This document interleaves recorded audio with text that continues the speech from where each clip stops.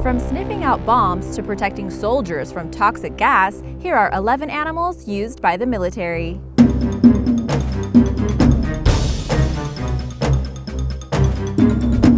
Number 11. Bats. The bat bomb was a strange experimental weapon developed by the United States military during World War II. It was designed to start thousands of fires in cities across Japan in retribution for the Japanese attack on Pearl Harbor. The bat bomb plan called for 1,000 live bats per bomb, with a tiny incendiary device fitted to each bat. All 1,000 bats would then be housed inside a casing that could be dropped from an American warplane over Japan. The idea was that the bats and their attached incendiaries would then seek shelter in wooden Japanese homes and buildings to roost in, where they would kindle fires for the war effort. President Roosevelt approved the plan in 1942. The United States military then spent about $2 million trying to get the plan to work. More than 6,000 bats were used in the bat bomb tests. However, most of them plunged straight to the ground or just flew away. They did manage to set fire to a simulated Japanese village and the car of a general before the program was completely abandoned. The plot was almost perfect, but not quite. Number 10. Rats. In 2012, U.S. Army officials highlighted their use of rats in the rugged automated training system, RATS, get it? Which was developed to see how well the rodents could find bombs. In Cambodia, each rat is responsible for clearing a 200 square meter patch of land during its training. Specifically, these are African giant pouched rats, which are larger than the average rat. They are about 2 feet long from head to tail. Their eyesight is terrible, but their sense of smell is extraordinary. The rats can detect the presence of TNT in amounts starting at 29 grams. The use of rats could have several advantages, including that their small size would allow them to sneak into tiny spaces where larger animals and people cannot. Landmines continue to be one of the world's most dangerous weapons, especially in post-conflict countries. Scattered across 78 countries, these weapons of war can remain buried beneath the surface for decades, and their deadly nature does not diminish over time. It is estimated that about 800 people are killed by landmines on a monthly basis. If rats are able to detect landmines and remove them, this could be a huge advantage for not only the military but also civilians in countries that are still affected by war. Bet you didn't expect that rats are saving lives. Number 9. Elephants. Due to their massive size and powerful tusks, elephants have been used in the military since ancient times. Elephant units were first incorporated in militaries in India about 4,000 years ago. Throughout history, famous generals, including Hannibal and Alexander the Great, used elephants to crush their opponents. There were 37 elephants in the Second Punic War with Hannibal. They famously traveled from Spain through Gaul over the Alps and into northern Italy. How any of them survived the journey is still a wonder. War elephants were usually deployed in the center of the line, where the imposing beasts would charge at up to 20 miles per hour toward the enemy. Their thick skin made it hard for enemies to injure them up close, and they could easily crush enemy lines and throw soldiers out of the way. They were also used to carry heavy materials across difficult terrain before the invention of tanks and helicopters. Their trunks could carry spears and other weapons easily and could knock down fortifications, and were even used to help armies cross rivers. Elephants are very intelligent and take well to training, but no matter how well prepared and disciplined they are still wild at heart, which made them hard to use in combat. On more than one occasion, elephants panicked and trampled friendly soldiers during confrontations. However, the elephant was not very fearful of enemy lines and only panicked when there was cannon fire, since they're such a big target for cannons. Most recently, elephants were used in the Vietnam War by the Viet Cong to move supplies. Even today, Burmese rebels use elephants in their fight against the government. Number 8. Pigeons. Pigeons were such a popular tool in war that about 10,000 pigeons were used during World War I to carry messages from one area to the next. At the Marne, the French had 72 pigeon lofts. As the French advanced, the lofts advanced with them. Many of the pigeons were carrying messages as the French moved their homes, and so in theory, they could never have known where their loft had moved to. Surprisingly, all the pigeons at the Marne returned to their lofts, despite the fact that they would have flown blindly to the loft's new area. Pretty smart birds, right? The use of pigeons continued into the Second World War. By this time, the U.S. Army had a pigeon breeding and training center at Fort Monmouth, New Jersey. This is where the pigeons were trained to carry small capsules containing messages, maps, photographs, and cameras. The Pigeons participated in the D-Day invasion on June 6, 1944, because troops operated under radio silence. The Pigeons sent information about German positions on Normandy beaches and reported back on the success of the mission. At the end, about 32 pigeons were honored with the Dickon Medal, which is Britain's highest award for animal bravery. Number 7. Camels. Most people would never think of camels in the United States, but up until the end of the Civil War, camels were a huge part of the U.S. military. While the use of camels has died down, they are still used in desert regions around the world. They have always been valued in the military due to their ability to handle long marches with little water and extreme temperatures. Archaeologists think camels were first tamed as pack animals and as herd animals for milk and meat in North Africa and the Middle East around 3,000 years ago. The first recorded use of camels in war is in 853 BC, when the Arab king Gindibu fielded 1,000 camels in an allied army united against the Assyrians at the Battle of Karkar in modern-day Syria. In World War I, both the Ottoman and Allied forces in the Middle East included camel cavalry among their forces. However, camels during war were not only used to carry military supplies during long marches, they were also used to carry the wounded from the front lines to the hospital. Today, the Texas Camel Corps is trying to bring back the camel and its little-known history by taking groups through Texas's Big Bend. Number 6. Seals and sea lions. Seals and sea lions are being used as advanced tactical weapons by the most powerful militaries in the world. Putin now has combat seals trained to plant explosives on hostile vessels, guard undersea pipelines, and hunt for objects in Arctic waters. During the Cold War, East and West trained dolphins and whales to attack enemy divers with special knives or pistols fixed to their heads. The advantage of using seals and sea lions is that they are easily trainable and smart. The Navy loves using sea lions. Sea lions have excellent low-light vision and underwater hearing and can swim 25 miles per hour. They can do repeated dives to depths of up to 1,000 feet. A special sea lion harness also carries cameras that can provide live underwater video footage.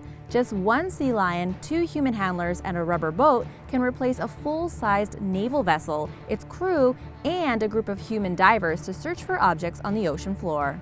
Sea lions are trained to detect any swimmer who is in a restricted area. The animal clamps a bite plate onto the swimmer's leg and takes the attached tether back to his handler, effectively capturing a diver. The sea lions are so fast that the clamp is on before the swimmer is even aware of it. These specially trained sea lions, part of the Navy's shallow water intruder detection system, patrol Navy bases and were even deployed to protect ships from terrorists in the Persian Gulf. Furthermore, seals and sea lions have an advantage over other marine mammals, such as dolphins, used by the military because they can chase their enemy onto land if needed. They can resist changes in water temperature and have lots of teeth to defend themselves. No robot can replace what seals and sea lions do for militaries.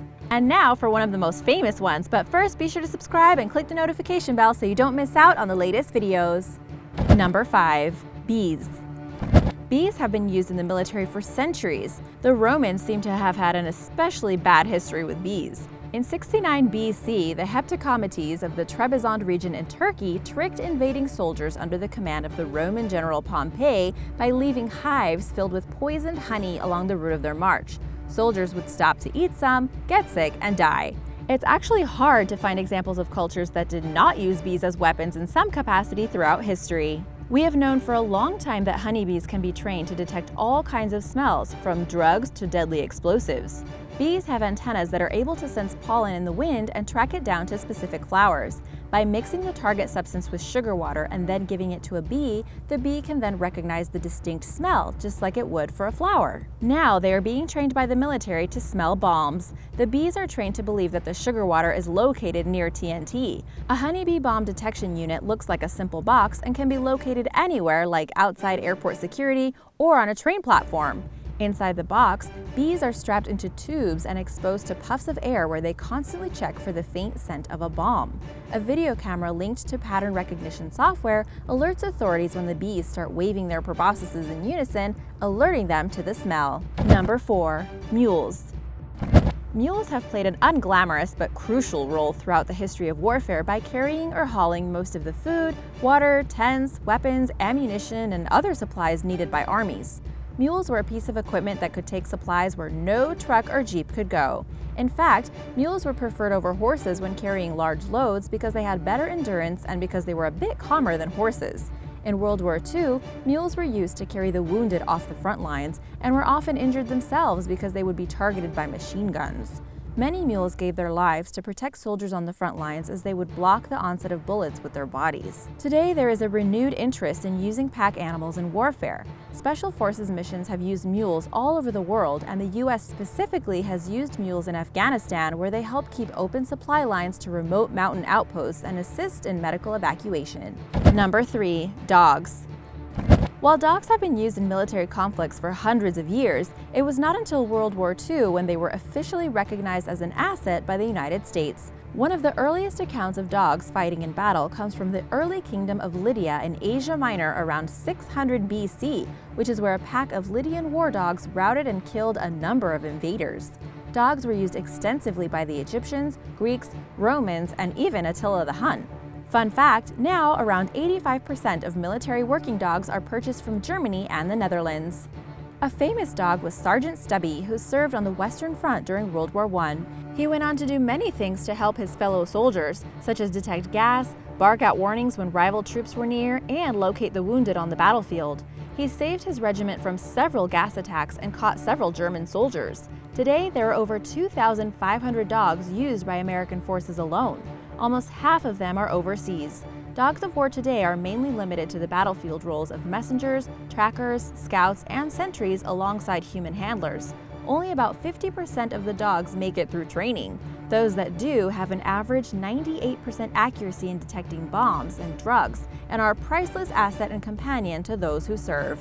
Number 2. Bears.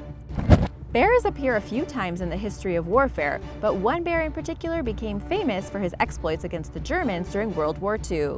Wojtek was a Syrian brown bear cub adopted by troops from a Polish supply company who purchased him while they were stationed in Iran. When the Polish troops were moved around as the war progressed, Wojtek went too. He would bathe and wrestle with his fellow soldiers and even captured a thief that had broken into the ammunition compound where he was sleeping. He took part in battle zones in Iraq, Palestine, Egypt, and then Italy. Eventually, Wojtek had grown to weigh more than 880 pounds and stood more than 6 feet tall. He was also enlisted as a private soldier in the supply company with his own paybook, rank, and serial number, and eventually rose to the rank of corporal in the Polish army. In the 1940s, Wojtek was sent with his unit to Monte Cassino in Italy during one of the bloodiest series of battles of World War II, where he helped carry crates of ammunition. Number 1. Dolphins. In 2016, the Russian government put out an ad to purchase 5 combat dolphins with perfect teeth.